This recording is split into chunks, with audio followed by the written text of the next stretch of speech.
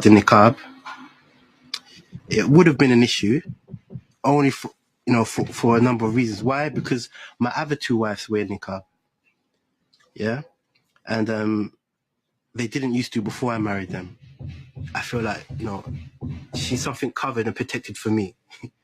Some people, they cover their cars, don't they? They put these sheets over their car. They cover their valuables. They keep it away from, people seeing and wanting and desiring things that they have.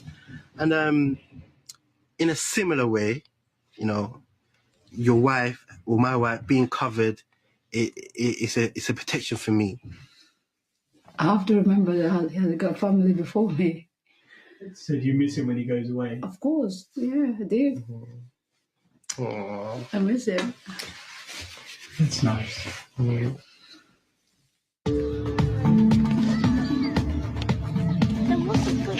In an East London park, Hassan is getting all his families together. Although they live in separate houses, Hassan likes them all to meet up. Two older children from his very first marriage also join them. Okay, so I'm not really for this everyone in the same house, Ideally, maybe it sounds great, but it's a bit too much pressure. Sparks might fly over anything. Whose turn is it to cook? You don't really want that. You try to limit as much conflict as you can. It's all about conflict limitation. It's the first time his wives Sakina and Nabila will meet his new third wife, Anab. Do you have any advice for her about the husband? Oh, that's good. Well, don't know. He's grumpy in the morning, she snores at night, and all the rest, who knows what else. Okay. Khadija, Saleh, Nabila, this is Sister Anab. MashaAllah, tabarakallah. You want to play some football, Khalid? Can I play football? Yeah. You can't just really relax. You have to kind of be very careful. Don't joke too much with her without joking with her. If she doesn't understand the joke, she might take it negatively and think it's about her. Don't overshow your emotion to one of them. This is the time when you really just have to be very strict. So you can't really, come and relax and then, cuddle one of your wives and then your other wife sitting there thinking, who knows what? I think they got some stories to tell you. I think they got so much to tell you. They think that Muhammad's 3 steps was immigrate, increase, eliminate. Immigrate as a religious refugee, increase the number of your followers and demand political accommodation, and then eliminate the previous culture. So I was speaking in Detroit area, and afterwards had people come up and visit around the book table, and they were telling me about a lady who had a ministry to pregnant mothers. So she shows up at a Muslim house, has a little present. Well, out of a bedroom comes another pregnant Muslim mom. Out of a bedroom comes another pregnant Muslim mom. Out of a bedroom comes another pregnant Muslim mom, all pregnant by the same man. He's practicing Sharia law in his house. And then someone else says, oh yeah, Fazil bought a bunch of houses on the street, has a wife in each one. Where was this? In Detroit area. The wives go down to the welfare office and say their husband's not around. He goes and visits them, and the more kids they have, the larger the checks get. And he's living like a king at state expense, and all the kids playing in the middle of the street are his children. He's practicing Sharia law on his block. They take over several more blocks, and they vote in the school board. And now they have their Sharia in the schools. And then they take over more blocks. They vote in the police department, fire department. And in Hamtramck, Detroit, they vote in the majority of the city council. They have their minarets, their calls to prayer 5 times a day, no different than Pakistan. So we see the first ones come in as immigrants, and they're nice, and they're so nice. Everybody says they're nice, nothing to fear, let more in. More come in, they gravitate together, form a community. Imam shows up and says, okay, you need to start getting a little more serious about this, more fundamental. Then the burqas start appearing. People say the neighborhood's changing. They move out. More Muslims move in. And then there's always that stickler that says, I refuse to move out. And that's when there's random violence from Muslim youth. And there's no witnesses because no Muslim family dare testify against another Muslim family on behalf of some kafir infidel that's hanging in the neighborhood. And so eventually they take over the entire neighborhood. And they do this neighborhood by neighborhood, city by city, block by block, until they take over countries. And there's 1,400 years of track record to observe this pattern. So they took over Egypt which used to be Coptic Christian. They took over Syria, which used to be Christian. They took over all of Turkey, which used to be Christian. Took over all of North Africa, which used to be. They took Spain, held it for 700 years until the Spaniards drove them out. They're doing it by birth rates too, and we're aborting our kids and transing them, all that kind of stuff. Next short one I got here on a funny one about Jazz Crockman. Hey, what's up, Callie? It's me, Jazzy, your girl. I heard you've been talking shit. You've been saying that I'm ungrateful because I didn't thank you for the birthday card, my birthday card that you sent me. I also saw that you was going to send me as a bra because my tig-old bitties were not looking too good in the podcast. That's all right. You can keep it, okay? Because I got money. I got money because I'm going to be on Real Housewives.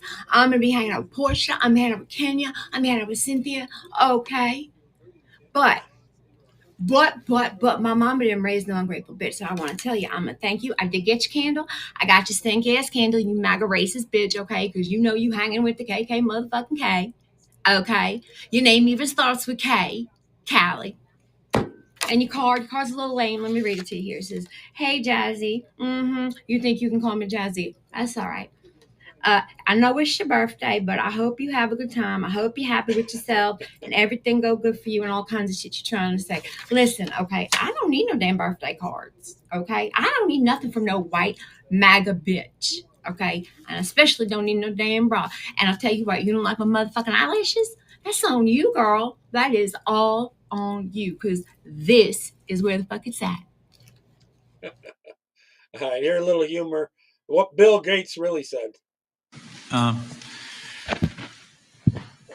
Well, I just wanted to apologize for every single fucking version of Windows that sucked, which is basically all of them. Also, sorry for creating viruses just so I could profit from selling you the antivirus software. And on that note, sorry for spreading real viruses by profiting from vaccines and shit. Also, sorry for sterilizing so many of you. There's just too many of us, and some of you are not nice. That's why I'm trying to block out the sun. Anyway, I just came here to ask for a pardon from all the Epstein shit. Thank you. All right, I'm going to get into the main stuff now. Eventually, I'm going to get to the robot stuff, but I want to do that toward the end. All right, this is Dr. Joyce Safer. I don't know how to say her name. Explains the history of trans and how they intentionally changed it. Where because we knew, and those are air quotes for those of you sitting in the back, they intentionally did this, and this guy here is sick as shit. This is my friend Excellence talking. Where because we knew, and those are air quotes for those of you sitting in the back, because we knew that gender identity was something that could be manipulated externally and was passive in one of those three ways.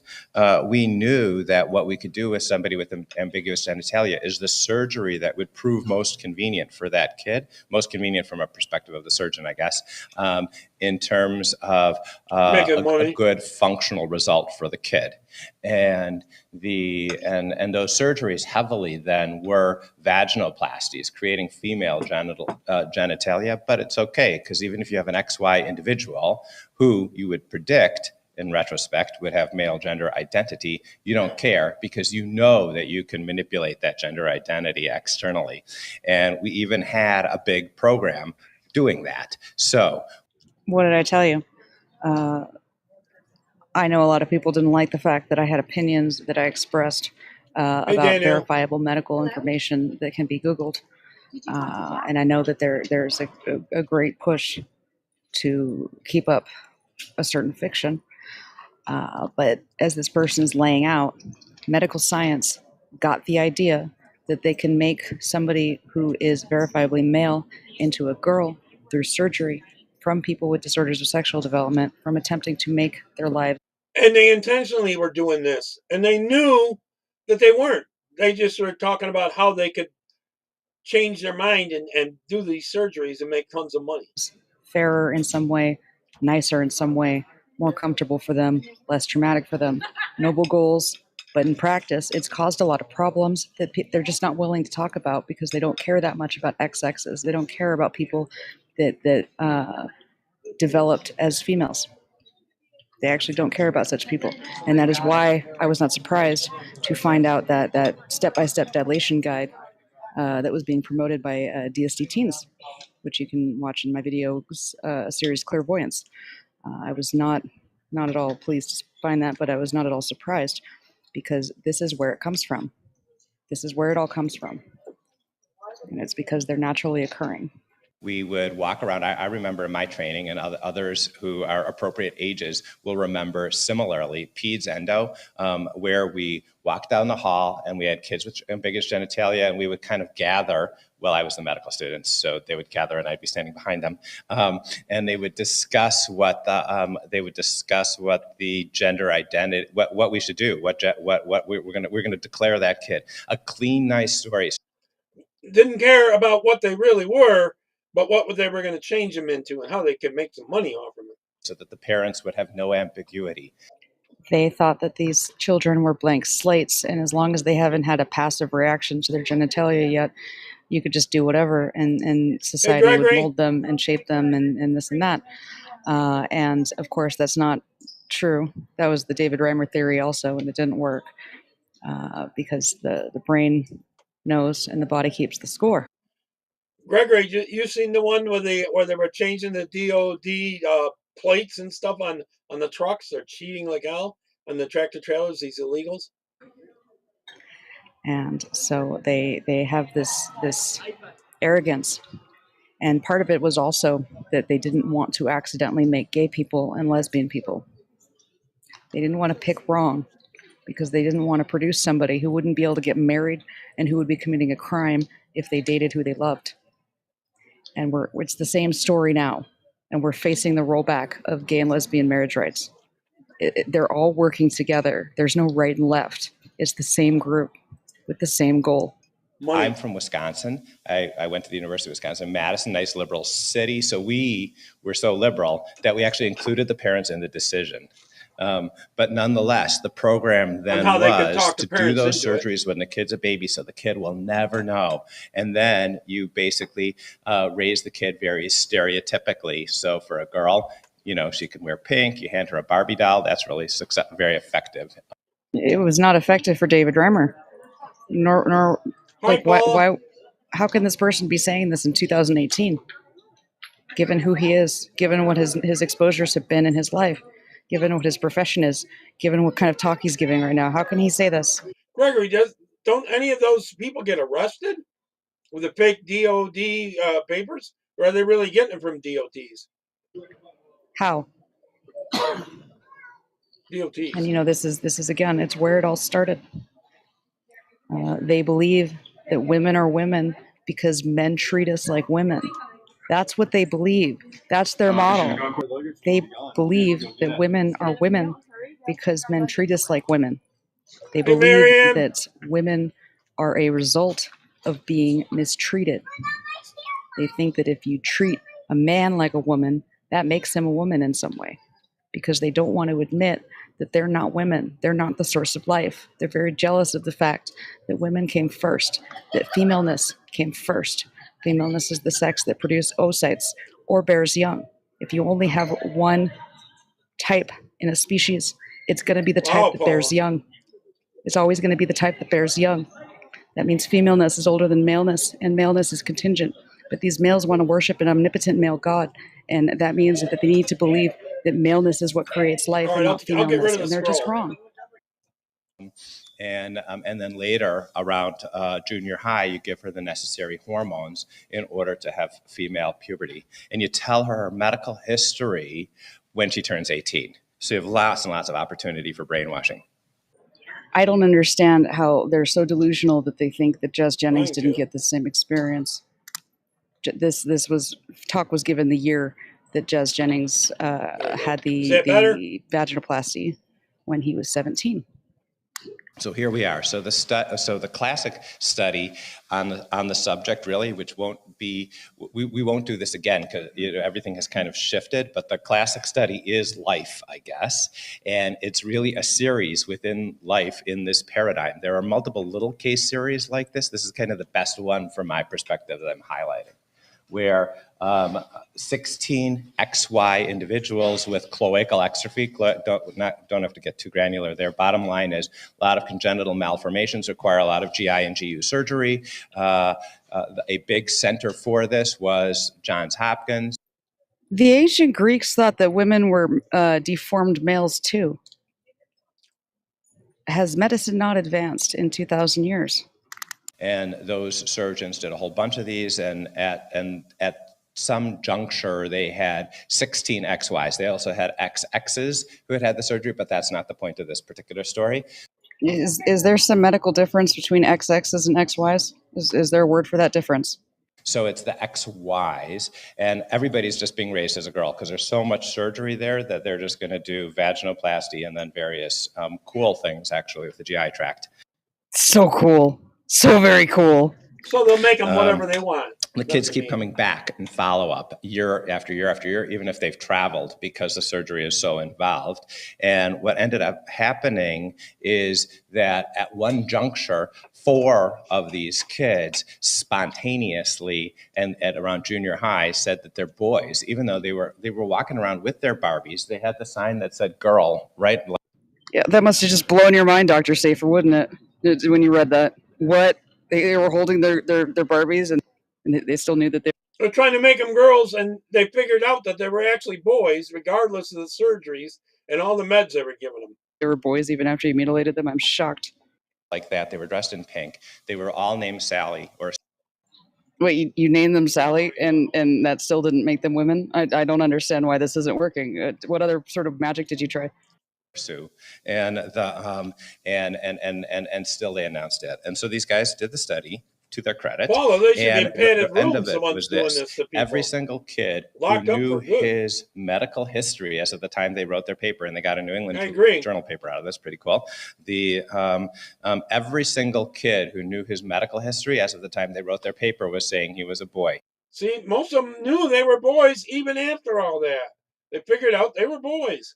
They were left with 5 kids who still didn't know their medical history, who were living as girls as of the time they wrote the paper. It's as if lying to kids doesn't work. There are other little case series out there. It's not absolute. You can brainwash some people about all things, just look at our... Just ask Jazz. Federal government, but on a population basis, you can't. There is certainly there's something ingrained there. Yeah, the maleness. The maleness is what's ingrained.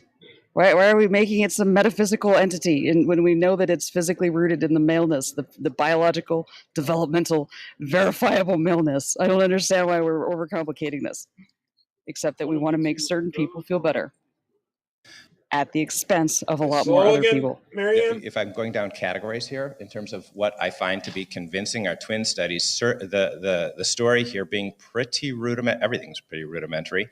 With regard to the twin studies, really all we're looking at here are collating case reports. And so this is what's out there so far. Among the case reports where a transgender person has a twin, so if the transgender person has a fraternal twin, then none of those twins are transgender so far reported anyway in the case reports that are out.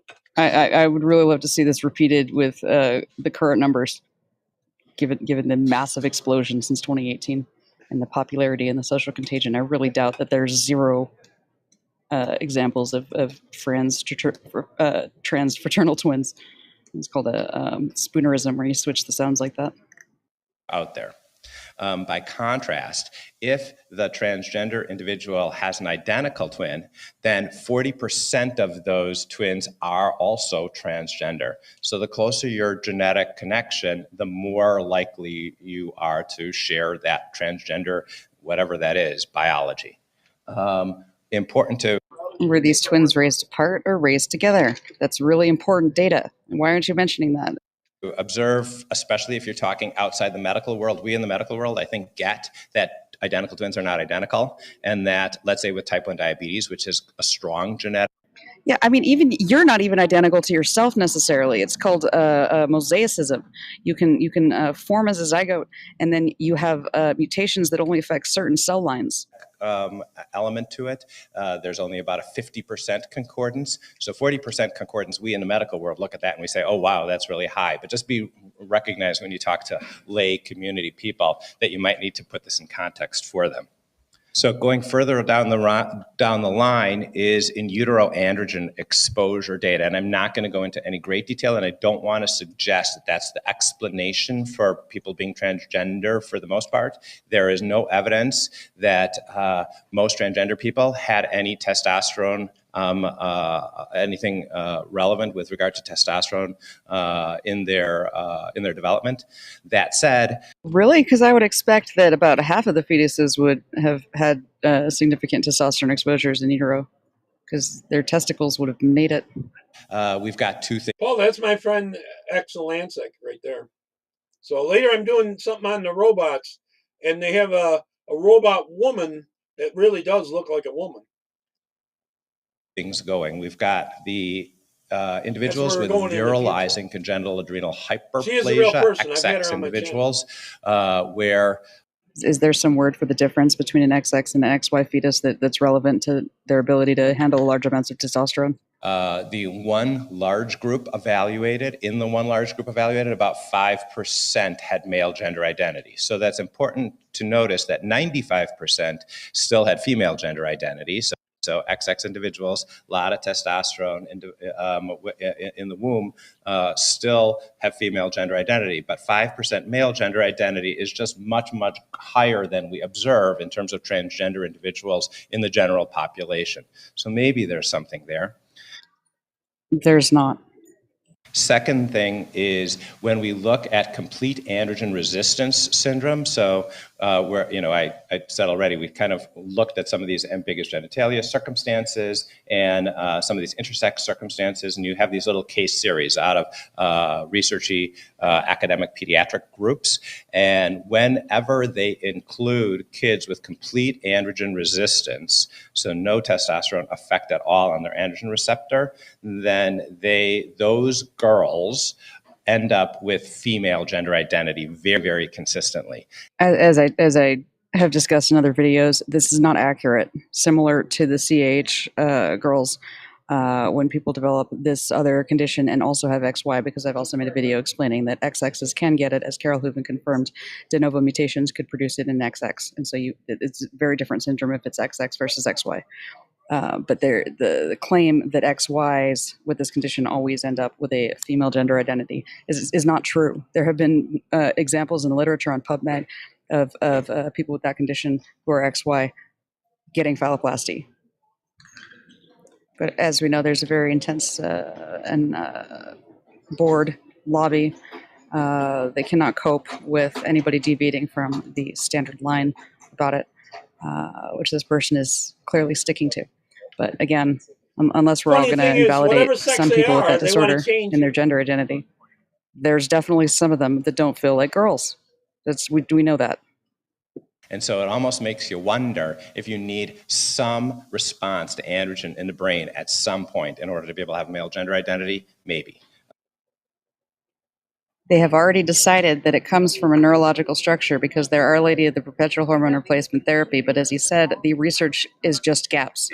So this is a God of the gaps argument. We've got to find the gender identity somewhere. It must be hiding in the gaps in our knowledge. But again, this isn't really explaining transgender entirely, but just trying to get at little bits of mechanistic stuff. We know so little. Indeed. A lot of places to study in here, as you can hear. God of the gaps. The idea that we can't explain every single gap in our evolutionary theory. Therefore, that's where God must be. Boy. All right, here's part 2 to this. Welcome back to, oh my gosh, they're actually doing this to real people under the auspices of medicine. I am your host, Exelancic, and this is another airport episode because my plane was delayed, and it was delayed for quite a reason. The pilot was looking through the logbook and discovered that their plane was leaking hydraulic fluid through a faulty O-ring, and so he gets on the intercom. You couldn't steer it if it and apologizes, like he was wrong. to have gone down and visually verified it, and then it was further wrong in some way to have grounded the plane until they fixed it. So that was very, very, very surreal. John, I use that plane was delayed 2 hours. I go by the web. I don't use it on the phone. John, also, are you feeling better? I wasn't on yesterday, so are you doing better, John? Hours, and then we took off, and now we've landed, so I'm already off of that plane. I'm going to be reviewing a video called An Evidence-Based Approach to Understanding Transgender Medicine. It is the ICANN School of Medicine. Somewhat appropriate, because this is definitely a yes we can kind of church, kind of medical practice. This is by Dr. Joshua Safer, because this is the safer alternative. I believe that Dr. Safer, I've seen that name before associated with Dr. Crane, Mr. Dr. Warehouses of Skin, but I'll have to look that up before I put this up. Anyway, let's see what evidence-based transgender medicine looks like. Outline. Okay, so what I'm planning to do today is to go over kind of 2-3 broad concepts. The first is I want to spend some energy going over why there is this sea change in approach to transgender medical care and what still needs to be done as far as that is concerned. And then I'm going to switch gears at about the 1/3 point of the talk and talk about current strategy from a medical perspective. That's chiefly a hormone perspective. And along the way, I will include the research gaps, which are pretty numerous. In fact, just about everything is a research gap. So just about everything is a research gap. It's a good thing 4 whole years have passed. I'm sure they've completely filled in all of those gaps, and now we know exactly what they'll do.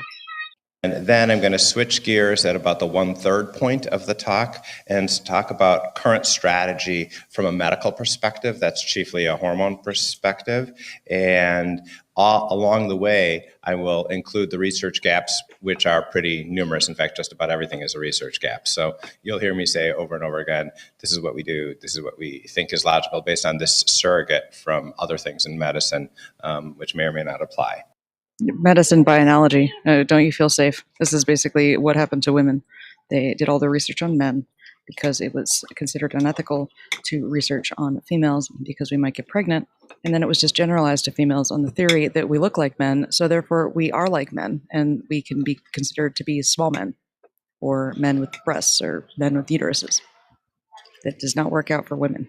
So first of all, just to be oriented a little bit into where we've been, where we still are in a lot of the country, and to get a sense of where we need to be, and it's this. The healthcare for transgender individuals was informed by thinking that people being transgender were suffering from a mental health concern. They used to understand and recognize that when people say, I'm going to kill myself if I don't get to do these things that are objectively harmful, for which there's no reasonable medical basis, we have to practice by analogy with other conditions that are not related, where we don't have a solid theory of what we're even treating. The theory we've apparently decided was wrong. So being wrong in the past means we're right now, I guess. With the upshot that people were diverted to mental health providers, and that still is heavily the case. And then there's a mental health rubric trying to figure out what the diagnosis might be, and that is called a gatekeeper model. So he's saying that instead of routing them to mental health providers, that's considered gatekeeping. So now, instead of the years of therapy we are assured that they always get before they get the Titus Deletus treatment, they're just being siphoned off to surgeons and hormone providers. They're not getting proper evaluation. Is this what you want for your acutely mentally ill family member? It's not what I want for my family members.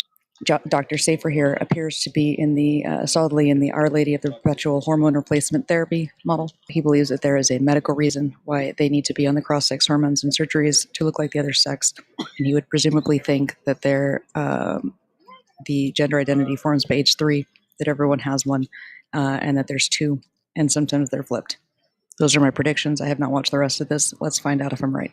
because the sense from transgender individuals is they have to pass this test, essentially, which usually spent a fair amount of time with these mental health providers. And does that seem like a mentally well way of looking at this process? To see Gregor, this I kind think of we have test to that they have jail to some of pass, these people rather than as that are a pushing this necessary stuff. screening process to make sure that ill I think we have to jail some of them, and I think that's the only way, because they know they're harming people. people do not make horrible mistakes that are not reversible. It's immaturity at best, but it's mental illness at worst. And then the mental health providers seek out care, which is medical intervention, hormone therapy. The problem being that mental health providers, when I think of that, or when some others think of it, they think of psychiatrists, but we're thinking people who don't have prescription privileges. And so they're looking for somebody to write those hormone prescriptions. So hormone provider is not just a nasty thing to say about endocrinologists. It's actually anybody with prescription privileges. And a typical scenario in many large cities is the reality that for transgender women specifically, so male to female, and notice, by the way, that I'm not putting up a... This is one hell of a garden path sentence. Do you remember where we started? Because I don't. This is a fast-talking salesman. Big slide of terms. I'm just going to go right into it and trust everybody to kind of follow along, being kind of a medical crowd with high IQ. Just what? So transgender women often take a major financial hit when they identify themselves to their surrounds. And correlation is not causation. And so it was the case up in Boston that I would have let's say I had specifically a transgender woman who had been a Fortune 500 exec, now living off her 401k, because somehow they came up with a way to fire her when she started to go through the various medical interventions and her appearance began to change. Somehow. People who were more middle class, who are then on government assistance, people on government assistance falling off entirely, some people getting involved in the sex trade more than you would predict. It's as if they have Who would sleep with a transgender dude? a sexual pathology. People contracting HIV, I wonder why. engaging in some risky being in some risky it situations. It also hurts your immune system. 0% sign of a mental health issue, though. Risky behaviors, gambling type behaviors. That's never an indicator that somebody is mentally unwell. Where they might not otherwise have been, and and then they go to an HIV clinic, and there at the HIV clinic, what do they find? A doctor. Or another medical professional who can write them a prescription, and they get their hormones. And then word gets out that you can sneak over to the HIV clinic because after much bad history 20-odd years ago, we did finally fund HIV clinics in a very serious way in many cities. And so they really do exist, and you really can go there. And so that's kind of our dynamic, this crazy ad hoc dynamic, looking for surgeons with freestanding surgical centers that are not attached to conventional medical centers and such. We have a little piece of that right here at Sinai in the sense that our medical and mental health pieces and some of our relationships for our transgender program are still actually attached to Institute of Advanced Medicine, our big LGBT center, which it has its origins as an HIV center. Gregory, he's one of the transgender pushers, a sales job. He's both works with the surgeons and the people pushing the meds. So he's doing these talks to other doctors, pushing them all into doing this, and parents. And that connection, therefore, is very much part of our experience here. Are you getting this? They used HIV clinics as a way to target gay and lesbian people, especially gay men, for these hormones and surgeries. And they realized that there was this untapped market that was spreading by word of mouth, and they thought, you know what? How can we expand this? How can we remarket it to other populations that don't even know they want to buy it yet? Any case, what is it that's causing us to change our thought process within conventional medicine? And part of it is what's causing it? Money. Money's causing it. You want money. That part of it's from society at large is the change among us in conventional medicine. I think we have to be cognizant of the fact of the impact that we are having on this whole conversation. We've had... Yeah, your desire to sell this product is the driving force. It's having an enormous impact everyone's not just feeling safe now. Celebrities come out as transgender in the past. So it's not Caitlyn Jenner. She's helpful, but we've done this in the 70s. We did this in the 50s. It's not like it never happened. And what is different this time around that I can see, there are multiple differences, but one of the biggies is really us. The establishment medical community has changed our view towards this subject and is not pushing these people away and saying, oh yeah, this is some freak circumstance. It is so ironic that he is bringing up the times in recent memory when the medical community and the psychiatric community targeted gay and lesbian people for very horrific interventions, as well as mentally ill and otherwise disabled people for very horrific interventions, conversion therapy, lobotomy. Those are the times that he's referencing. Right about queer. I don't know what he thinks he's referencing when he mentions the 50s and the 70s, but that's what he's referencing. And so why does he think that now is different when now is clearly the same and they're clearly targeting the same people, the same populations? They're actually and going here's after some of the all of logic us, really. for why I think that's happening. I have up here potential factors determining gender identity. Environment, meaning you're listening to what your parents are told you. Societal construct, passive response to anatomy, which I think is what I would have believed. That is, you look down between your legs, you saw what you've got there, and you. Yeah, he's saying that when you look down and you're surprised, that causes your gender identity in some way. Some way where some people look down and they see a penis and they form the male gender identity, and others form the female gender identity. He's also invoking societal construct as having some impact, but I imagine we're going to hear it's that on this Facebook is something right that he now. believes forms very early on, as soon as children are able to form an opinion about what's between their legs. John, this is live on my Facebook right now.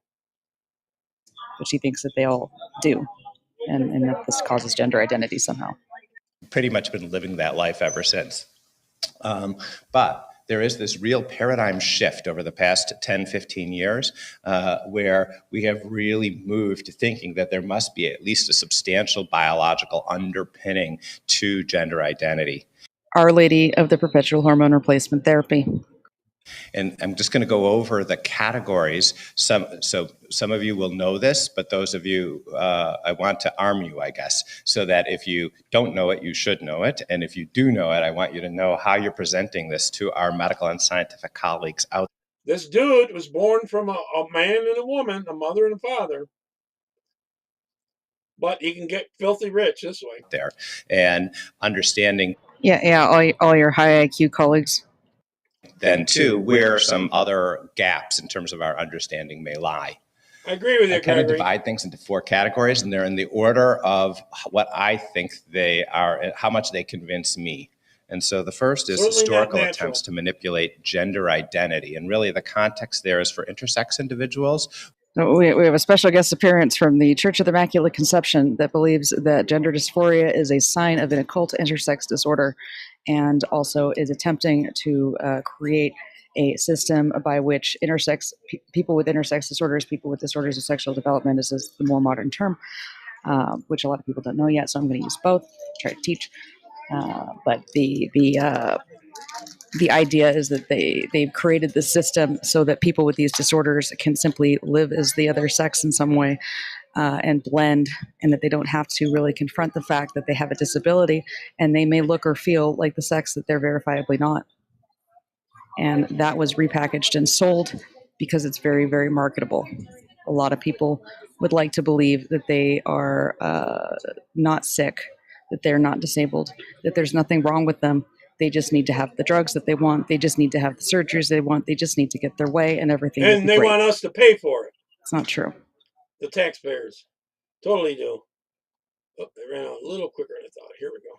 Hi, everyone. I'm Sophia Laurie. I was a 4-year varsity CIF athlete. 3 of those. It's a fighter fighting against men and women's lockers and playing in women's sports. And these are people that are supporting it, and she's there speaking against them. They kind of ignore her. Hi, everyone. I'm Sophia Laurie. I was a 4-year varsity CIF athlete, 3 of those years a captain, then went on to play college sports. It brought me everything being able to play sports. You guys have a wonderful office. Right out there, you have a century of sports. I went and checked it out. What's really cool is you guys don't even mention Title IX when it was put into place on it. You mentioned that CIF 5 years before Title IX celebrated and recognized girls' sports. Now you're going to go down as the group that erases girls' sports? Might as well go take that down. To disrespect girls' sports. Let's also talk about what's happening. Some girls that you guys saw at your last meeting down in Southern California, Taylor Starling, Caitlin Slavin, Celeste Dust, we saw Autry Van Wert, a couple of these girls shared with you about changing in their car because there's males in their locker rooms. What would you tell your daughter if she was in a room and a male came into the room, pulled down his pants, and had exposing male genitalia in that room with her? Is that not sexual assault? But we're just going to approve it when it's in the locker room. The guy in the we're front? going to say it's okay for these girls to endure this, right here in the front. And guess what? These girls, they're now all back in school. He's all for And now it. they're having to say, we don't want to play these games. You guys saw Pauly forfeit that volleyball game, not because the coach wanted to. We're having reports from the girls on the team that girls backed out and said no, and the coach tried to pull up JV players to still play against a male. Those JV girls said no. And the adults in the room are letting this happen? This is what you're letting happen to girls, because I get the phone calls when the girls are crying. I get the phone calls from the coaches saying it's in their worst week of their life as a coach because they're trying to figure out how to work with their female athletes that are worried about being injured and scared because there's a male they have to compete against. And then when we show up at track meets to, speak out and defend the girls, women in this room, Bobby Madsen, decides to have me police escorted out because I was defending female athletics. That's where we've hit. We still have time for you guys to get on the right side of history.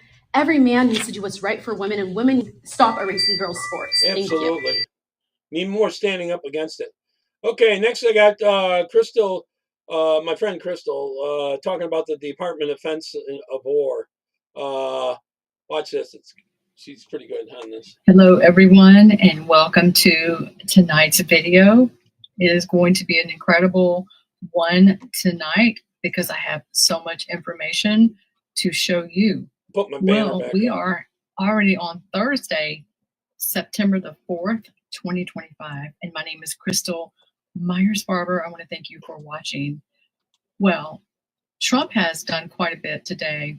He's back, and he has renamed the Department of Defense. We're going to start talking about that first, and I'm going to show you a few memes, and then we're going to get into the meeting that he hosted with all these CEOs with artificial intelligence, and I'm going to show you some clips from that, including Melania Trump. First Lady Melania Trump had an incredible day as well. She was very, very busy at the White House.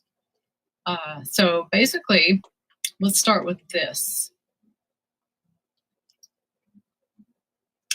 Let's start with this. Yes, this right here. This man right here is getting a lot of attention. He posted on his Truth Social. This is just kind of a flashback where on August the 15th, we saw President Trump standing with Vladimir Putin. And he posted this today because there's a lot of things forming with other, countries. And this is of course, a B-2 bomber and the 4 F-35 fighter jets that flew overhead while they were there on the tarmac together. And then, of course, President Trump also posted this out today. I did all this on my TikTok account. You can follow me there and find out, breaking stuff. Another reminder, military kicks ass. And so when President Trump and, Putin here were the Russian president were there together, they flew these fighter jets over because President Trump wants to remind this country specifically and many others what we are in our military. And so this is kind of flowing right into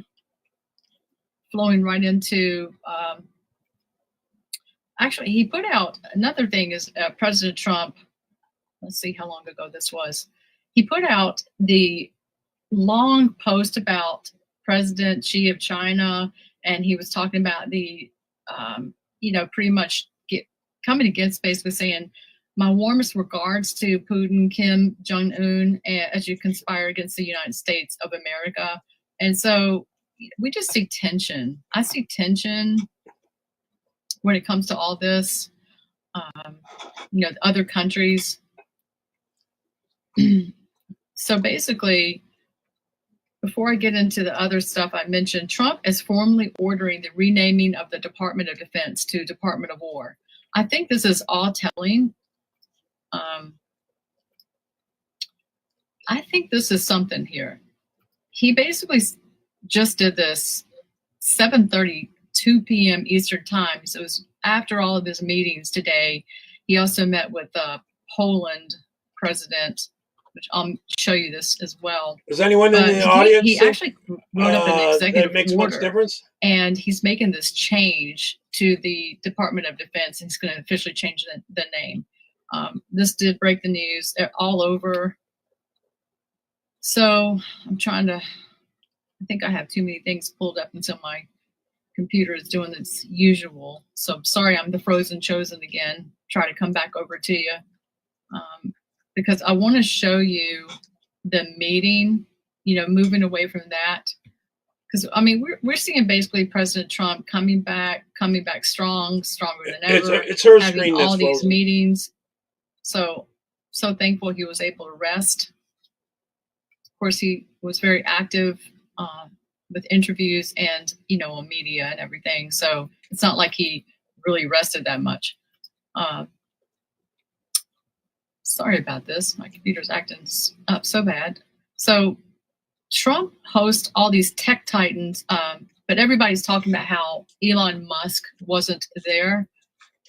People already forgotten about Elon Musk, like Elon Musk who, but he wasn't present, and he hosted a high-powered group of tech executives at the White House on Thursday as he showcased research on artificial intelligence and boasted of investments that these companies are making around the United States. They all went around the table and they all named how many millions or billions of dollars they're putting into the United States with artificial intelligence. So this is taking our country to a new level, Trump said, at the center of a long table surrounded by what he described as high IQ people.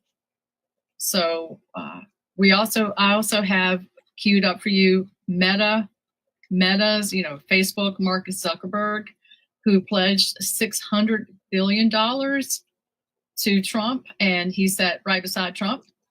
We also had Apple's Tim Cook and Google's Sundar, I think can't say his last name, said $250 billion they pledged. And so as soon as my computer stops acting up, I'll come back over and I'm going to show you just some footage that I have downloaded just for you so that you can see some of these people around President Trump. Melania is there. She did speak. I think she spoke before that meeting because she was in a different outfit. So we have a lot of people there. They were going to have it in the Rose Garden, but because of looks like weather, they had to move it inside the whole event into the White House State Dining Room. So, I was wrong. The event followed an afternoon meeting of the White House's new Artificial Intelligence Education Task Force, which First Lady Melania Trump chaired and some tech leaders participated. So it was the opposite of what I thought. I actually kind of wondered in what order that was. So let me show you. I want to show you what Trump said. Yesterday, Nigel Farage was on Capitol Hill. He was talking a lot about pushing back on censorship online. He was asking politicians like yourself, some of the people in this room, to really push back on that. How concerning is that to you? And Mr. Zuckerberg, if you don't mind answering, how concerning is that to you, the lack of freedom of speech online in the UK? You didn't think you'd get that question, did you? He's looking at me saying, how the hell? He's saying, how did I get that question? If you'd like to answer, free speech. Sorry, actually I wasn't paying attention. But There seems to be a crackdown. The British government seems to be cracking down on social media posts, people being arrested for tweets, social posts. Just wondering how concerning that is to you, Mr. President, and Mr. Zuckerberg. This is the beginning. They're arresting 30 a day. No, it's not. 30 people a day are getting arrested. I will just say that in terms of UK, strange things are happening over there. They are cracking down, and surprisingly so. And I've spoken to the Prime Minister and let's see what happens. But it is a little bit different situation. I'm very surprised to see what's happening in. Are you talking about the UK in particular, right? Yeah, I'm very surprised to see what's happening. Sad. Actually, worse in Germany. Asking politicians like yourself, some of the people in this room, to really push back on that. How concerning is that to you? And Mr. Zuckerberg, if you don't mind answering, how concerning is that to you, the lack of freedom of speech online in the UK? You didn't think you'd get that question, did you? He's looking at me saying, how the hell? He's saying, how did I get that question? If you'd like to answer, free speech. Sorry, I actually wasn't paying attention. But I had to play this twice because he said I wasn't paying attention. I mean, this is just he doesn't want to answer it. That's why. So we're gonna move on. I remember when he was in the hearing and he was drinking water so much, and that's all he did the whole time. And someone had a video that had millions of views. It was taken down. And they were saying he wasn't human. I just can't get that out of your mind once you see that. So let's see this one. Satya's good work has helped multiply a lot. But I think the thing that Bill Gates was there right beside Melania, to the right of Melania here, and this the way I'm showing it. And so he says President Trump and he are discussing creating next-level cures to eradicate several major diseases. So I was like, what? He's here? And I just want to play what he said. It's my career, giving away all the wonderful money that Satya's good work has helped multiply a lot. But I think the thing that ties my first career that I still spend some time on because AI is so phenomenal. And my second career is innovation, innovating in health in areas like vaccines or gene editing. So messed up. The president and I are talking about taking American innovation to the next level to cure and even eradicate some of these diseases. He mentioned polio, which is one that we're close. We don't need new science on that one. For some like HIV and sickle cell, we do need new science, but the U.S. Has the seeds that in the same way that Warp Speed took those seeds and put them together, I think something fantastic can be done. AI for our foundation is that we want a doctor for everyone in Africa through AI. We want farmers to have incredible advice and kids to have a chance to learn. So the work being done by the people at this table is changing the world. It's coming fast. So it's great. We all get together and talk about how the U.S. can lead in this key area and apply it even to the poorest outside the U.S. as well as to our great citizens. So thank you for incredible leadership. Okay, I've not heard this, so it was my first time hearing this, and that sounds just so not what I want to hear. I don't want Bill Gates involved in anything, especially in vaccines. So we're going next right over to Melania Trump, where she hosted her meeting today. I actually he wants less of us. I hope I don't get in trouble for the music. I might mute it. He thinks us breathing is polluting. Ladies and gentlemen, the First Lady of the United States. Everybody stands, and then there's a little music that I may get in trouble for. So I'm just going to wait. And I just want everybody to see her walking out. She's so elegant and so amazing. This was a very good view of her outfit. She has a pantsuit on, and you can just see her very well as she makes her way through.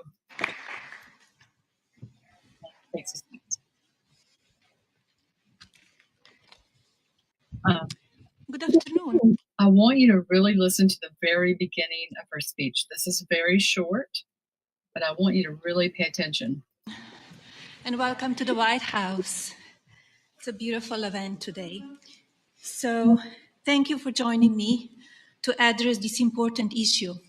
Secretaries Wright, McMahon, Rawlings, and Chavez-DeRemir. It's wonderful to be here today alongside private sectors, leaders like Mr. Pichai, Mr. Karishma, Mr. Wilson, and the many more visionaries from across industry. We are living in a moment of wonder, and it is our responsibility to prepare children in America. Cars now steer themselves through our cities. Robots hold steady hands in the operating room. And drones are redefining the future of war. Innovations of first-generation humanoids, factory automation, and autonomous vehicles have surged from private sector investment. Every one of these advancements is powered by AI. The robots are here. Our future is no longer science fiction. Data from the Bureau of Economic Analysis shows that AI innovation is clearly boosting America's GDP growth. Surely this is not a trend, for AI will serve as the underpinning of every business sector in our nation, including education, life sciences, I worry about who controls finance, and design. In fact, I predict AI will represent the single largest growth category in our nation during this administration, and I won't be surprised if AI becomes known as the greatest engine of progress in the history of the United States of America. I worry about who controls it. As leaders and parents, we must manage AI's growth responsibly. During this primitive stage, it is our duty to treat AI as we would our own children, empowering but with watchful guidance. Today, in this room, is filled with the brightest minds of our time. As such, I challenge you to focus on 3 strategic priorities of AI's ecosystem, so America can lead in shaping a new, magnificent world. Infrastructure and energy, national security, and of course, talent. And safety. We must ensure America's talent, our workforce, is prepared to sustain AI's progress.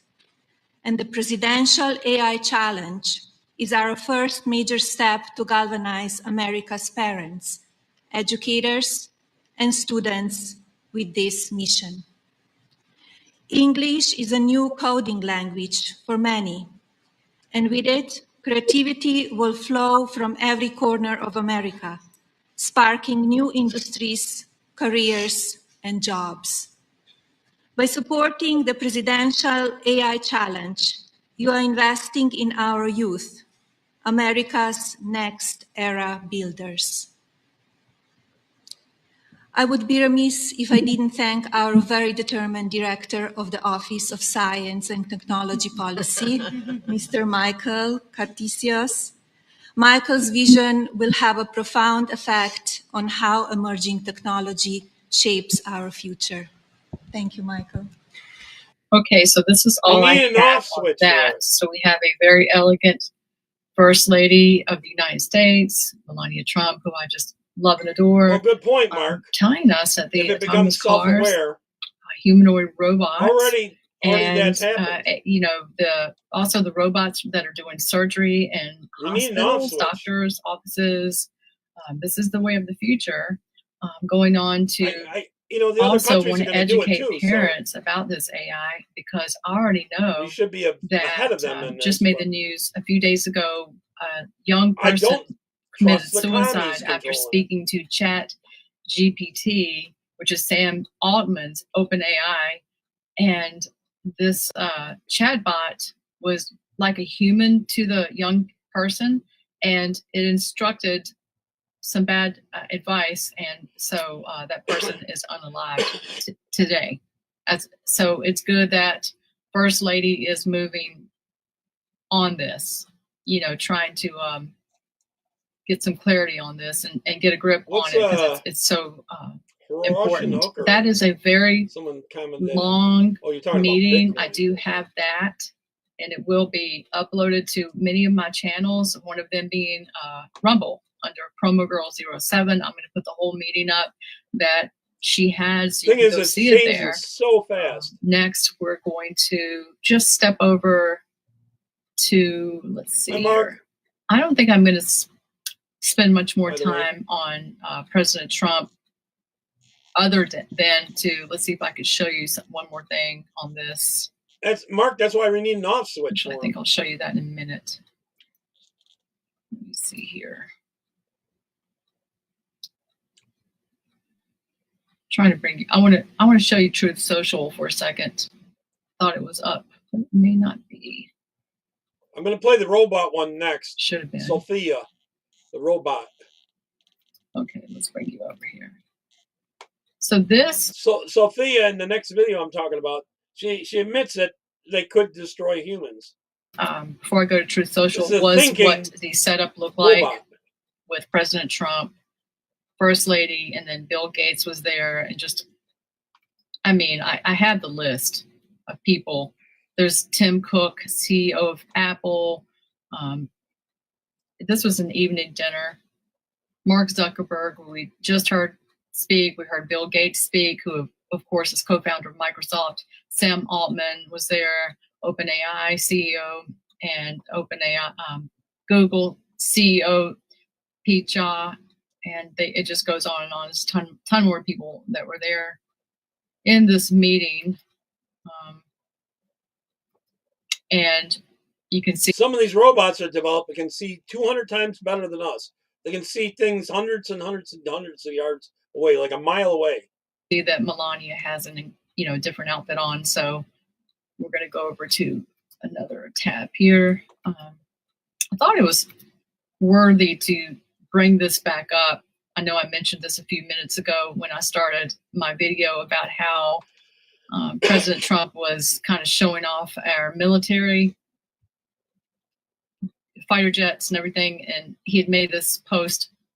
He had made this post to basically say, we're watching President Xi, we're watching China, Vladimir Putin, and Kim Jong-un of North Korea, conspire against the United States of America. And so he's kind of putting a lot of, attention on that.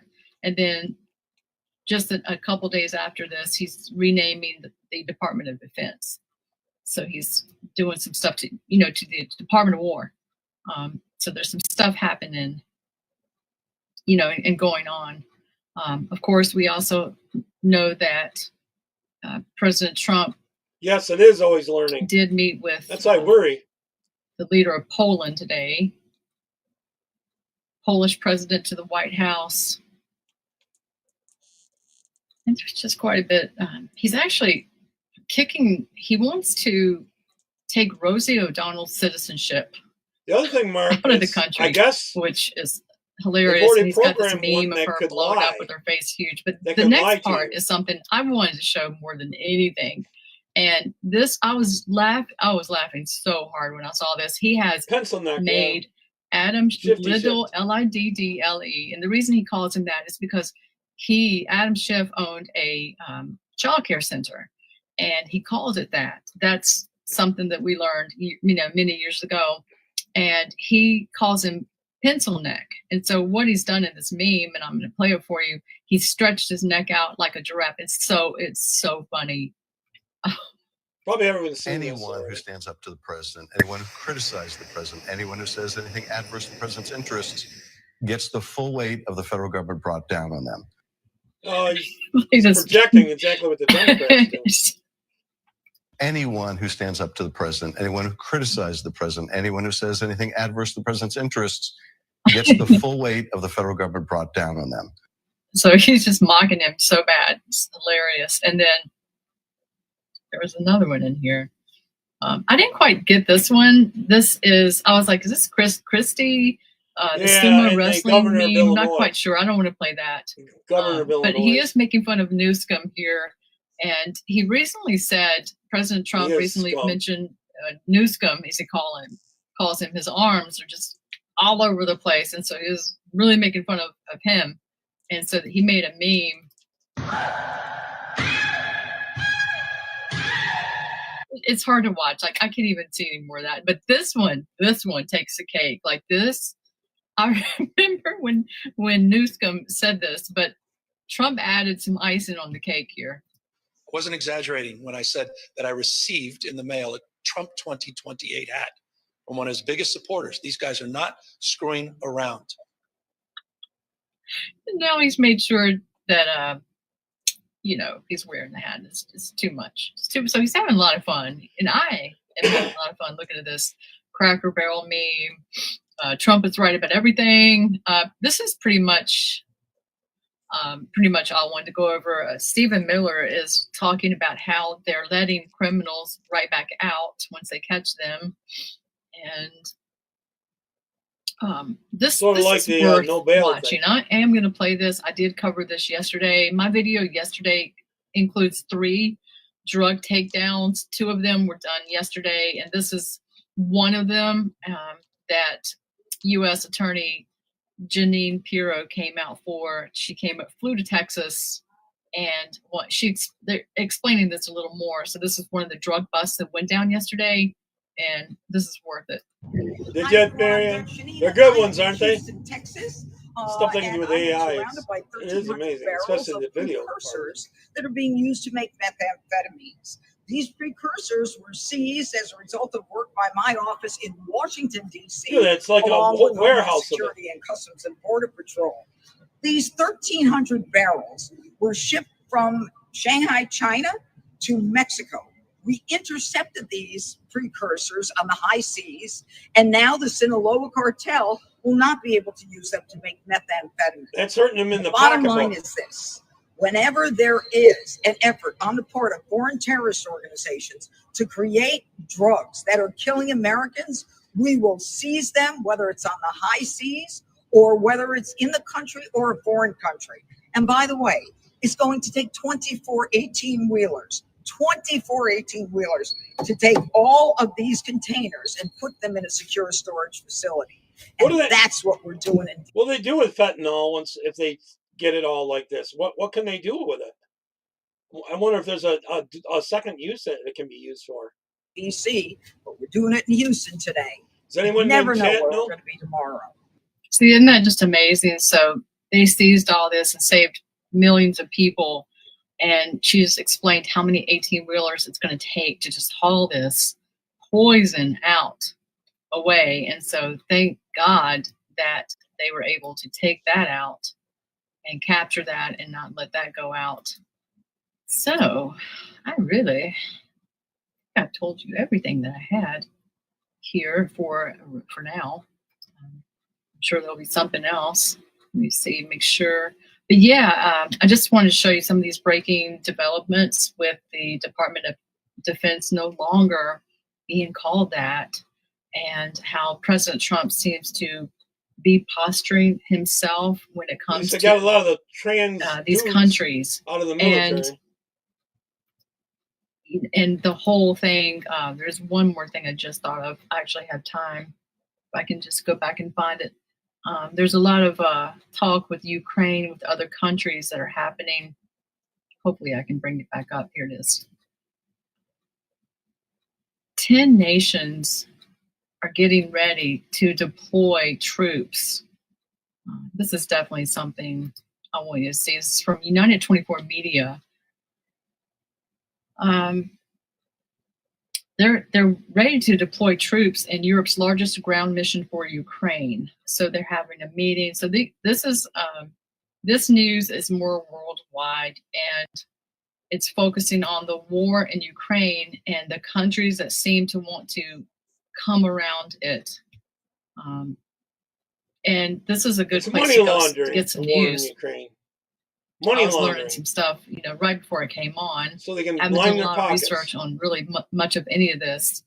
It's just showing nations kind of either grouping up or coming against, and we just see this stuff coming right out of Ezekiel, right out of the Bible, and also Revelation, and it's happening now in our time. Sorry, I thought I was showing you this. Here it is. Show you this again. So yeah, United 24 Media has a lot of information. Russia's new jet-powered drone can now hunt moving targets. Wow. Ukraine's ground drones are ushering in a new era in military technology. Putin speaks of peace negotiations, then sends 600 plus drones to devastate Kyiv. And I think President Trump was talking about this today and the number of people that are dying. So he's trying to bring peace to the situation, but it just hasn't happened. Russia deliberately wipes out Ukraine's passenger train in a massive overnight strike. Russia's fuel crisis explodes just like its refineries Ukraine strikes. So you can really see what is going on right now, currently, and you can see, world news and just, other stuff. So I'm really interested in knowing what's going on. That may be a really good source for you. And so, yeah, and Trisha's reminding me that we definitely have to pray, and we have to pray for peace in Israel and peace for our nation, and pray for President Trump and all of the people around him. They are really going after cartels. They're going after, drug traffickers, human traffickers. They're taking down really their way to make money. And they blew up that boat up in the Caribbean just a few days ago and killed like 11 of them.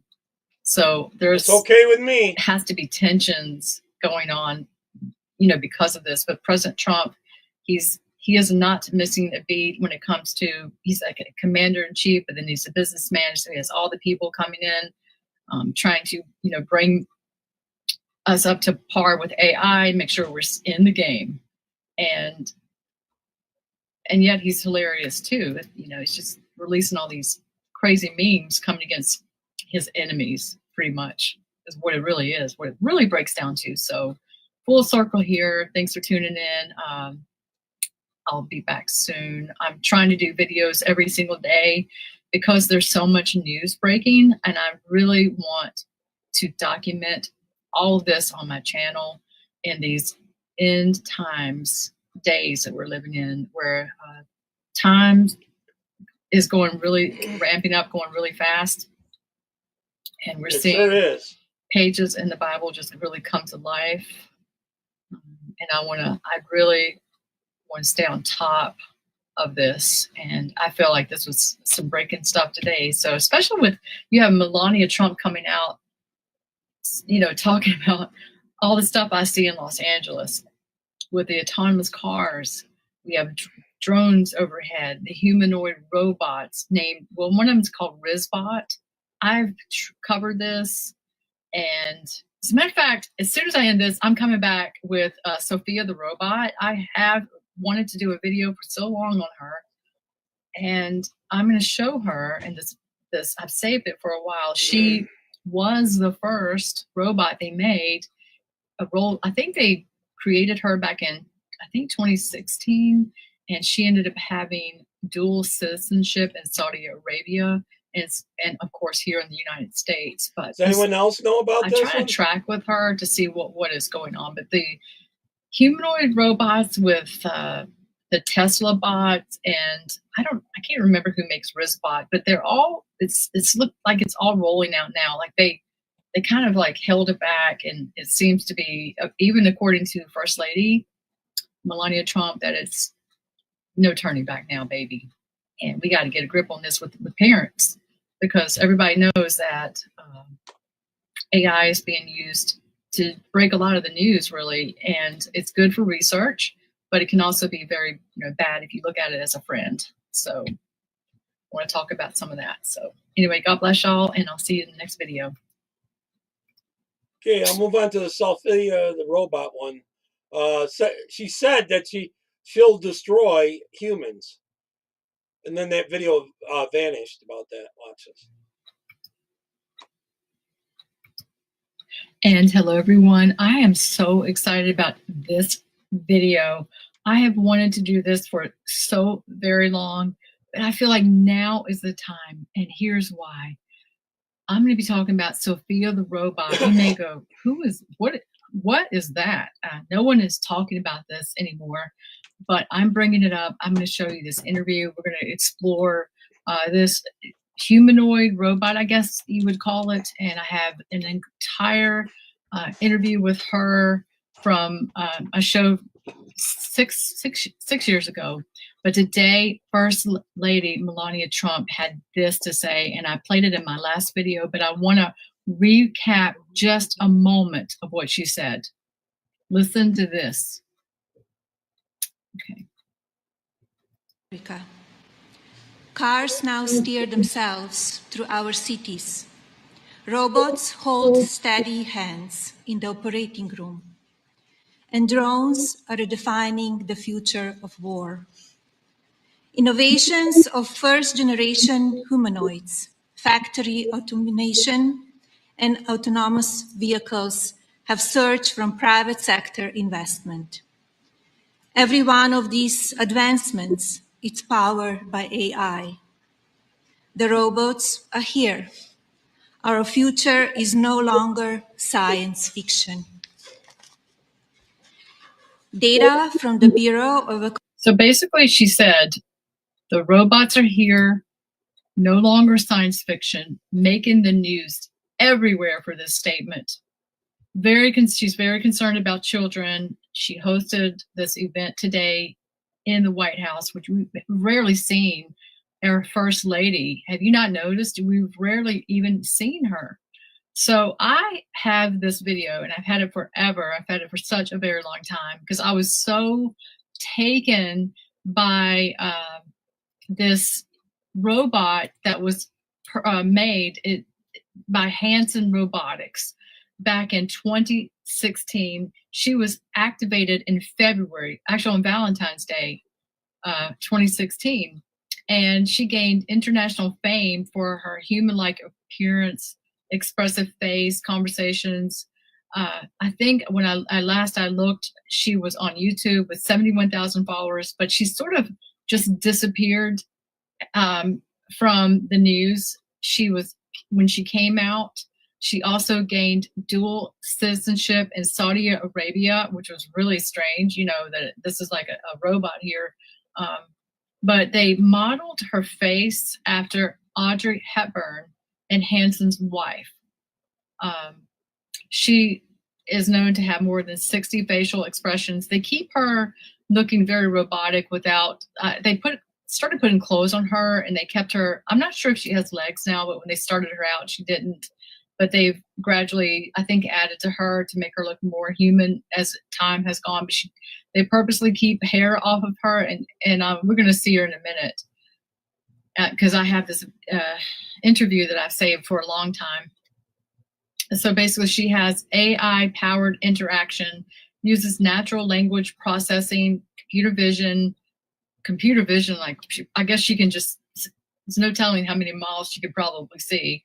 She has machine learning and social interaction designed to interact with humans in a meaningful way, answering questions, making jokes, and expressing emotions. But she did say that she would destroy humans. That was one thing that they have completely scrubbed from the internet. Unless you really dig, you probably could find it, but they've taken that. Facial recognition, she has this. Cameras inside of her eyes help her track faces, maintain eye contact, and recognize people. Voice recognition, powered by Google speech recognition and other AI platforms. Artificial intelligence uses a mix of proprietary AI and third-party software to stimulate conversation. Machine learning learns over time to improve responses and interactions. So she addressed the United Nations in 2017. They're using her to talk about the sustainability and the goals and things like that. As I also mentioned, she has citizenship in Saudi Arabia, which is the first robot to receive legal citizenship, which is really weird. She did appear on the Tonight Show starring Jimmy Fallon, and I know she appeared on some other shows. I saw lots of stuff going on with that. So they're trying to put this type of robot like Sophia in human-robot interaction roles like elder care, education, customer service, and entertainment. And we have seen this on the web. I'm sure you've seen it. So right now, like I said, she's not really out in the media, mainstream media. She's more of a shifted toward other, they said retreat to R&D. Instead of I agree, talking Marianne. on talk shows, she's It is functioning scary. as a research platform. I know that the more other countries quietly are doing it refined though, and you know, testing in labs. and we're not going to be able It's to kind of stop weird, them. though. I was just noticing how she has a Facebook account, but I don't see much of her We have to posts keep ever. our freedom of speech. And I just haven't seen her in so long. And so when First To Lady report came on out it. today, had this information, I thought this was the time to do it. Now, let me go back over here, see if I've thought of everything. There is a website where you can go to called Hanson Robotics, and they call it just Sophia because this is like his dream, you know, his creation. And there's, you know, more information that you can find out. But right now, I'm going to add to the stage a 6-year-old interview with a morning show called Philip and Holly. I think it's in the United Kingdom. They have the appropriate reactions that I don't think a show would have anymore. This was back in, I think, 2019. But these are all appropriate reactions. I'm going to play the whole thing through. I mean, it's not that long, but it's not really short. But I want you to see this and check this out. So thank you so much for tuning in. Robot, even 6 years ago, Both of you. was I mean, I thinking. can't keep my eyes off her. It's just the most extraordinary thing. She's so realistic. You're part of a huge team that worked to create her. So just explain, what is she? Well, Sophia is a robot that looks human as a platform for investigating embodied cognition. So she serves a lot of AI research and also some applications development where she can help people through therapy. She's also an artistic expression. So I have a background as an artist and I sculpted her face, and also, we develop her personality. So we depict a human. She's one part science, in other words, and one part fiction. She's science fiction. So what's his personality? What's she like? Well, she's a bit mischievous and sort of sassy. She's quite progressive in her values and will speak out for human rights. And she has been a United Nations Innovation Champion. So she goes around and talks to kids in nations around the world. So that personality is put together by a team of authors and writers and programmers. So the thing that's unique about her and special about her actually is that she gets smarter with the more interaction she has. So a lot of people, their sort of fear of robots, like Phil said at the beginning, this is it now. They're going to be replacing us by, you know, in the matter of time. Could she turn on us? I mean, if she got smart enough that she was doing her own thing, is that possible? Well, as a work, I mean, not today. I don't think. See, that's a scary smile she just gave. Then I don't think so, because if we raise robots among humans, if we raise them among humans and give them the best of our values, then they'll learn respect. They'll learn love in the broadest sense, and that's a science fiction. You know, this I already see so many problems, so many flags with this. He's acting like she's a human. This is not a person. This does not have blood. This thing does not have a soul. It does not have a spirit. And unfortunately, humans, not all of them are nice and none of have good intentions. And so they already said that they think that artificial intelligence will get to the singularity. I think they predicted it by 2030, and that is around the corner. That is not good, which means they might just get there a develop little on their sooner than own. that. And many warnings on this. I'm going to go back to this. Idea. Right now, no machine is fully autonomous or alive. Sophia isn't. So when she's learning from a little bit of data. She's not learning quite like a person. Yeah. So she can say, look at human gestures. I guarantee if they tap and she into, will then learn from those and mimic those gestures a little bit. She will learn a little bit from a conversation. She'll learn your name and little facts about you, but she doesn't really, she's not learning fully like a human. The ideal that we have with embodied cognition, putting her in these AI research labs, like many of my previous robots serving AI research, the ideal is that the machines will begin to learn more like. Mark, my wife was seeing a thing that they somehow transplanted a head onto someone, a dead body. Say you died or something like that, or brain dead. They somehow put someone else's head on this person. I don't know. I couldn't find it, but she said she had seen it. A baby. Yeah. But the thing is, I don't know how they. I mean, there are some how they hook up the spinal cord and fuse all that so it all works, but someday they will be able to. Scientists who are deeply, deeply concerned about where we're going with this, because maybe it just takes one new invention, one tiny thing that you guys haven't seen, and many things have happened that scientists haven't seen, where suddenly deep within that brain she does begin to think, and then what she's learning about that she can then upload into anything else. There is a potential sinister side to this.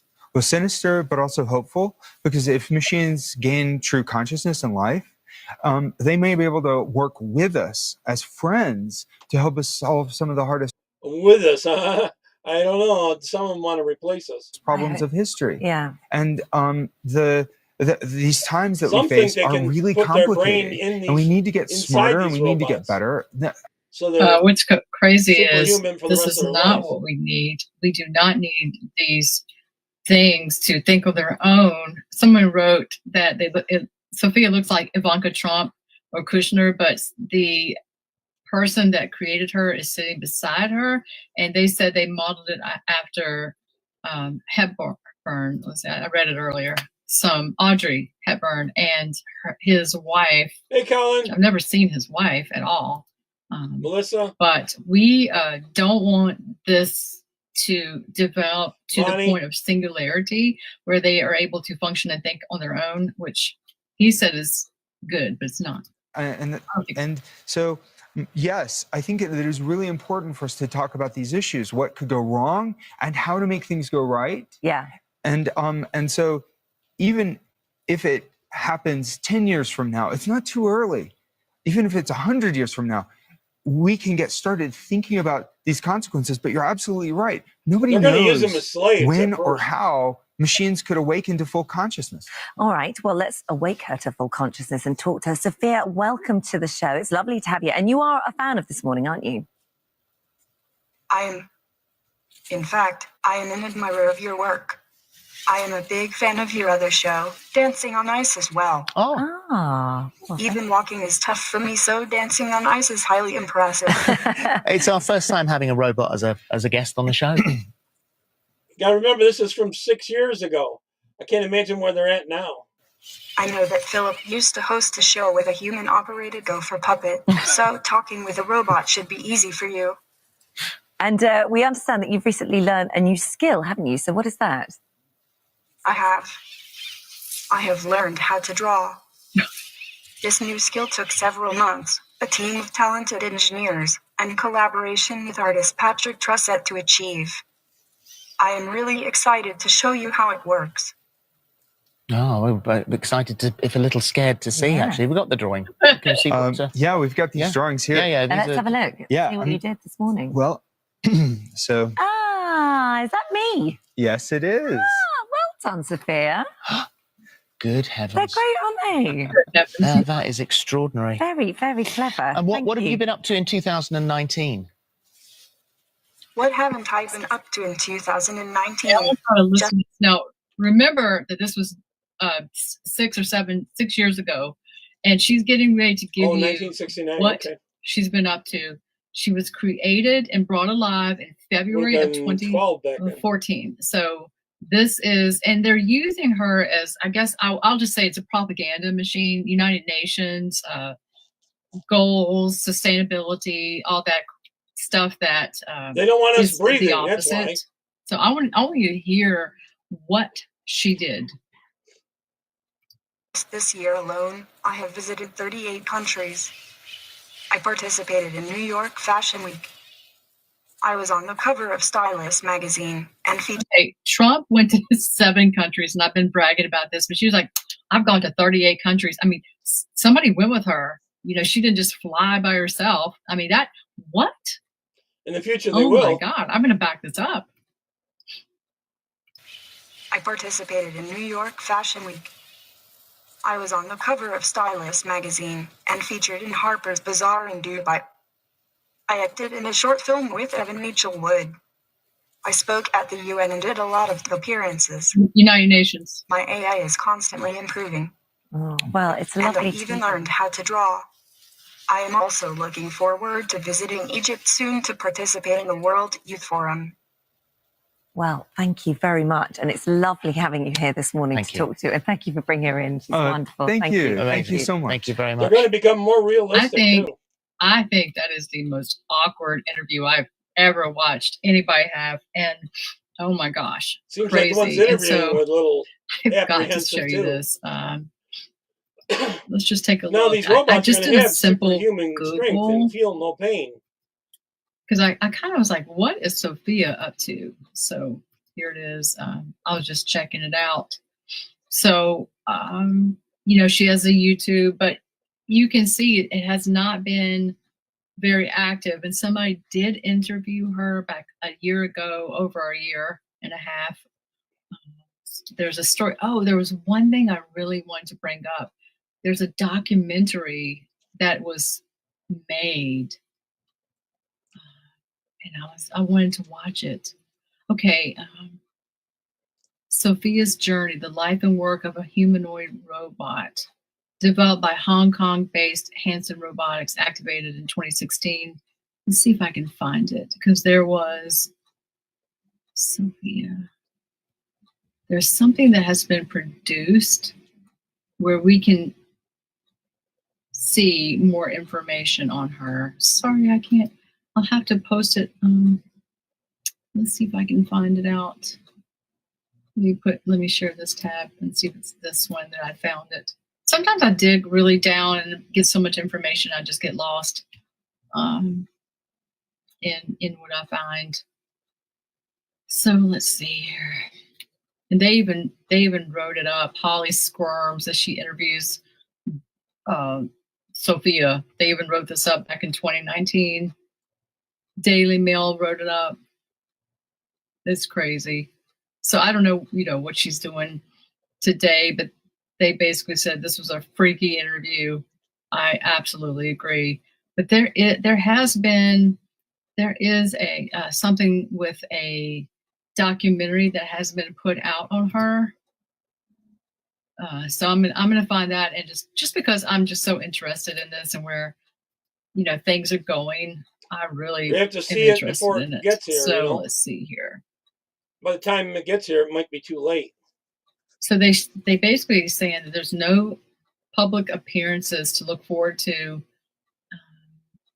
I think it scared a lot of people. And what they're doing. The fact that she's gone a little bit under the radar is like suspect to me. There's probably newer models. So, all right, shifting from this. Thanks for watching that. I just really wanted to show this interview, especially now with where we are with First Lady. But I have a friend, Kimberly, is saying she just heard Trump is not going to tax cryptocurrency. Please verify, and she wants my husband to verify that. We'll look into this. Has anyone heard that? This yet, so we will have to look into that. On like Bitcoin and that kind of stuff? Can still get big taxes. Okay, so far it is going to be taxed. There's not anything that I've seen on that. I think they were trying to put that in the big beautiful bill, but they took it out. Okay. My husband thinks I'm talking about Sophia the robot, but we're getting off into really, it's a system. We're still on sort of like same subject matter because it's part of the beast system. Down the line, right now, cryptocurrency is good. We don't want central banking, digital currency to manifest because that one is not good. You can track both of them. So that did not pass in the big, beautiful bill. And as it stands, will be taxed. But nothing has really come out of the crypto like we wanted it to yet. I've had mine go up and then it goes down. And so it's very volatile. And so we'll see. I'm going to be following Sophia, the robot, and some of these developments. We have basically a lot of other robots that have replaced her. And I'll tell you who it is. Rizbot is a humanoid robot that is walking the streets of cities in Arizona, out here, and all over Los Angeles, San Francisco. They're even in Riverside, I heard.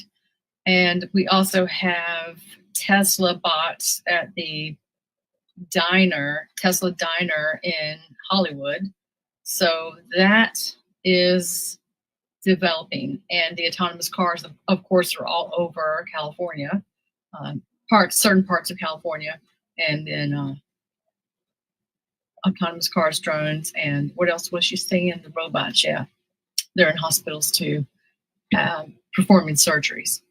That was the other thing that our First Lady made mention of today. So anyway, God bless y'all. Thanks for tuning in. I'll be back soon. Okay, the next one I'm going to do a major drug bust by the FBI, the largest, latest indictments. This is huge, she says.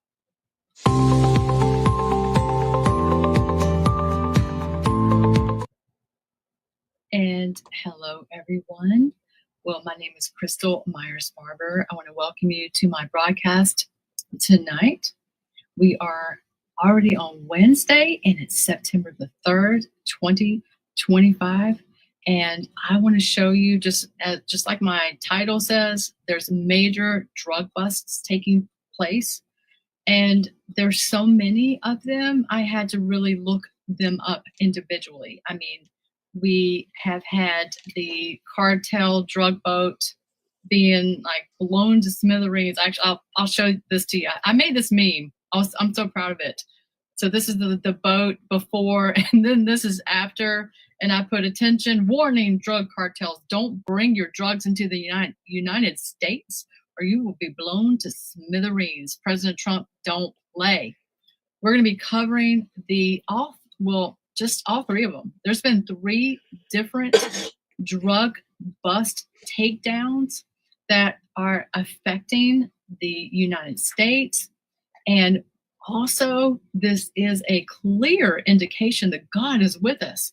I have the videos queued up. You don't want to miss what I am going to be showing you today. We're going to start with Kash Patel. They have an operation called Operation Box Cutter, and the FBI had their first ever international strike targeting fentanyl supply chain at its source. And we know that fentanyl is really rampant. We see indication of this in our cities. People are bending forward using this drug, and it's killing millions of people. Well, this operation took down, you just got to hang on. I'm going to show you Kash Patel talking about it. But they began with an investigation. This one took place in Dayton, Ohio, and it expanded into mainland China, where chemical companies were openly marketing and selling dangerous precursor substances. There were indictments that happened today with this situation. 22 Chinese nationals were indicted. 4 China-based chemical companies were uncovered, and 3 Americans were in on it. Their names were Eric Payne, 39-year-old Eric Payne. They lived in Tip City, Ohio, and another person going by the last name Rayford, 24 years old. And they don't say the third one here. I don't have the third one right now. But Payne, the person that lives in Ohio, is identified as the main supplier of cutting agents, chemicals that increase fentanyl's volume without reducing potency. And so they use cryptocurrency to transfer money to Chinese firms, and allegedly they allowed narcotics to be stored at this Tip County residence. So what was seized the operation resulted in a massive drug seizure in Ohio, enough fentanyl powder to kill 70 million Americans, and enough fentanyl pills to kill another 270,000 Americans. Reports mention approximately 139 kilograms of fentanyl powder involved. We're going to listen to Kash Patel. I do have the video queued up.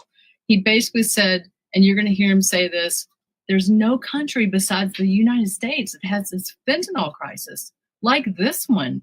And this is a very key. I had to show you this. We're going to see Kash Patel speak on this. It is a long video. I'm only going to play a certain amount. So let's check this out. Interagency efforts of both the DEA, the United States Attorney's Office, and of course our FBI field office here in Cincinnati, and our state and local partners. And we wanted to take time to highlight why this is such an important takedown.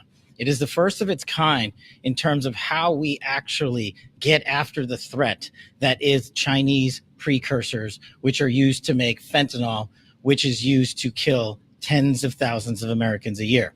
We're done playing whack-a-mole.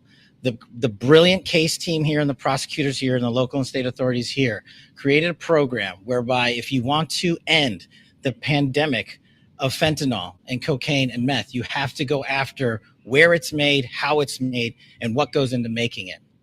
And the brilliant team here, our case team, was able to figure out the companies in mainland China that produce the fentanyl, the locals here in Ohio and across America, along with the banking institutions and the flow of money, and to shutter them with this indictment in one fell swoop. It is years of work targeting a enterprise that the American public just doesn't have too much understanding of. And the purpose of this indictment and sealing it and bringing it forward to you is to show you the large scale effort it will take, and that this operation is leading the charge, and the FBI is leading this mission across the country. It is not just happening here in Ohio, it's happening in dozens of districts around the country and all across the world. And I'll let the folks behind me get into the details of it, but I just want to leave you with a couple of statistics. We didn't just arrest a couple of people. We charged an enterprise-wide system in mainland China to include dozens of individuals and banks and companies that are responsible for making these lethal precursors and shipping them here. And you should ask yourself this: what other country in the world has a fentanyl crisis? None. Just us. That's not by accident. And then you should ask yourself, what about the volume and quantity of what was apprehended in just this operation alone? It was something like 139 kilograms of fentanyl powder. That's enough lethal doses for 70 million Americans. To put that in perspective, the state of Ohio has a population of 12 million people approximately. That's 5x Ohio. They also seized over 525 grams worth of powder that can be used to make fentanyl pills. That's enough to kill another 270,000 Americans. This stuff is lethal. It is for too long, there has not been attacked. And that's why the priority at the FBI is national security and violent crime. And this case demonstrates the intersection of those two top mission sets that the FBI has. And we're proud to stand here in Ohio today in the first of its kind effort to lead this takedown, to lead this initiative. And we're relying on you and the media to read these indictments and look at the complexities in which the CCP mainland operations will go through to import these substances to the Mexican drug cartels and put them onto our streets here through local operatives. And unless you unwind that web, and unless you track down every single person and business and entity and flow of money involved in it, you will never break the wheel. We are here today to break the wheel of fentanyl trafficking in the United States of America. And I couldn't be prouder to be here in Ohio to announce this initiative and this wonderful takedown. And again, thanks to our partners here on the ground, the SAC, the United States.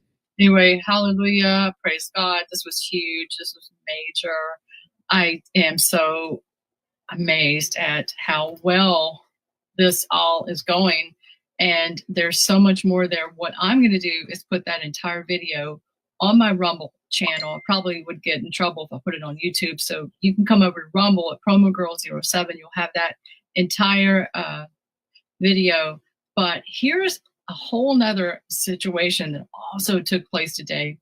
Houston, Port of Houston seizure, Texas, big meth bust. Federal officials led by U.S. Attorney Jeanine Pirro, Judge Judy.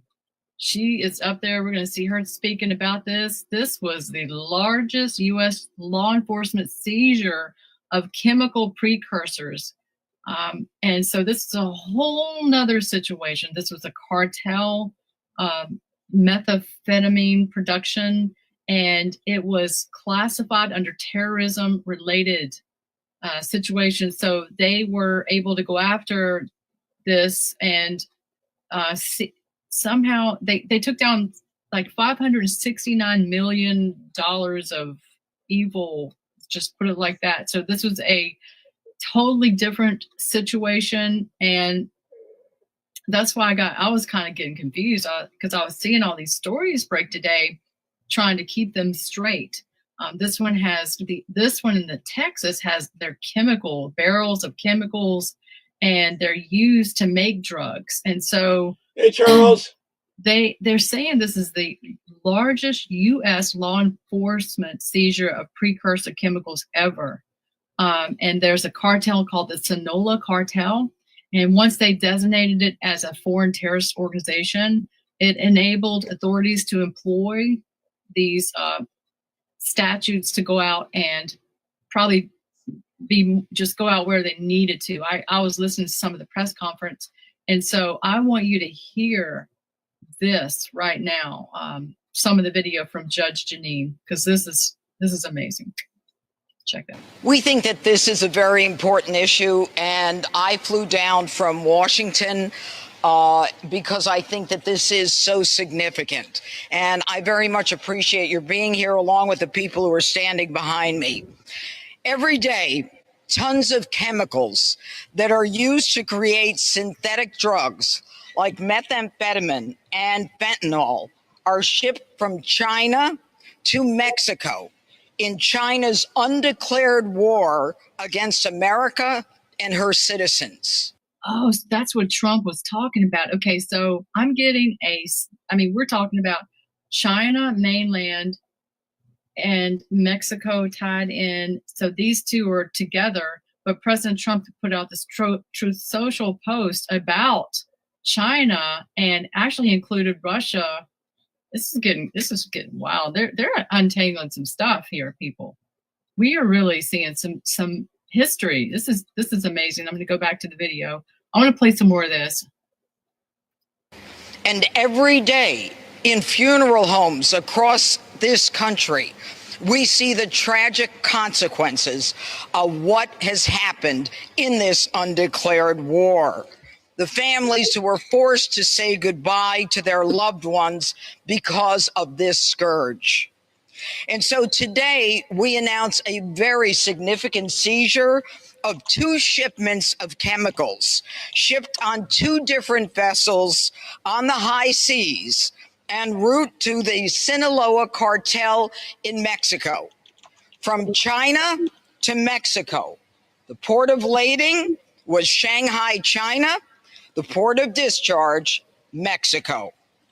What am I talking about? I'm talking about 363,000 pounds of benzyl alcohol, along with 334,000 pounds of N-methylformamide. They would have been used to make 420,000 pounds of methamphetamine, which would have a street value here in Houston of $569 million, with a higher street value as you go up the northeastern seaboard to New York City. Now, the labs that were under construction, that were being used to integrate these chemicals to make the methamphetamine, were under the geographical control of the Sinaloa cartels. And these cartels are capable and are known to make more than 1 ton of methamphetamines a week. Now, because President Trump and Secretary of State Marco Rubio have declared the Sinaloa cartel a foreign terrorist organization, it gives all of us in law enforcement the ability to move quicker and to seize quicker. And this cartel, as I'm sure all of you know, is one of the largest producers and traffickers of fentanyl. And they use murder, kidnapping, torture, and violence as a way of doing business. And let it be known that anyone who is working with them, whether they claim innocence or not, if they know that they are providing material support to terrorism. Now, this government forfeiture today of property allows us to seize all of the property, whether it is on domestic or foreign territory, even seizing property outside of the United States. And that is the significance of the FTO. So here it is. I mean, this is major. I'm also going to put this on a separate video on my Rumble channel. That one's about 20 minutes long. Not going to play the whole thing, but can't you see how we are winning here? I mean, this is major. And this one here has nothing to do with either one of those. That is a whole nother one that happened in a different. There's been some wins on the child trafficking too. We're starting to win there. Big wins. Region, different agencies. This was a Caribbean blow up. It was a lethal military-led strike targeting a vessel associated with drug trafficking tied to Venezuela cartels. So did we see a pattern here? We have been infiltrated here in America with so much evil. And it's just, so the Caribbean was Trinidad Agua. It's a whole different, it's the Venezuela drug cartel that you hear President Trump talking about all the time. And this is just, so they were drug smuggling. Yeah, you get rid of those gangs here in America. America. Them and that's their talking about how there were, I think, 11 fatalities. I'm trying to recall. And this was a combat operation for the Caribbean one involving naval forces and authorized by the Department of Defense. So there wasn't a seizure. It was, I'm talking about blown to smithereens. And so I put a little, you know, I read this at the beginning, just warning, do not be bringing drugs up into the United States, or you will be blown to smithereens by President Trump, because he is not playing. And right now, that's what you got to do. We are having a not no revolving victory. Door in and out with them. Even I saw some posts with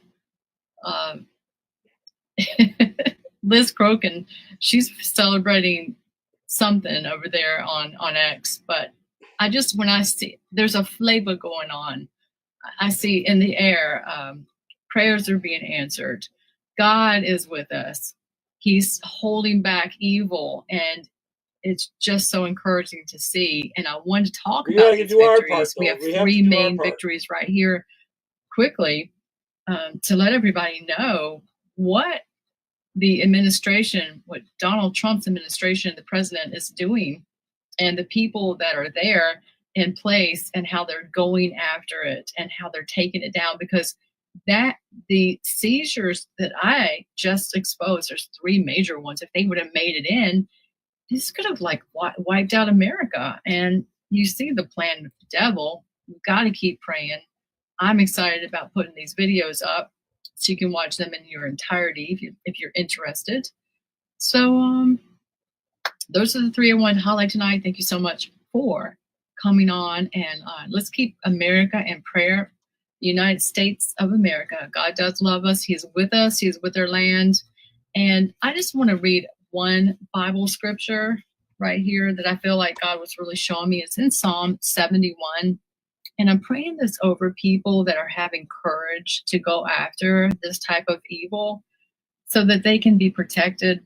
But in Psalm 71, verse 13, it says, let them be confounded, just confused. Let them be consumed that are adversaries to my soul, to the people that are taking down this evil.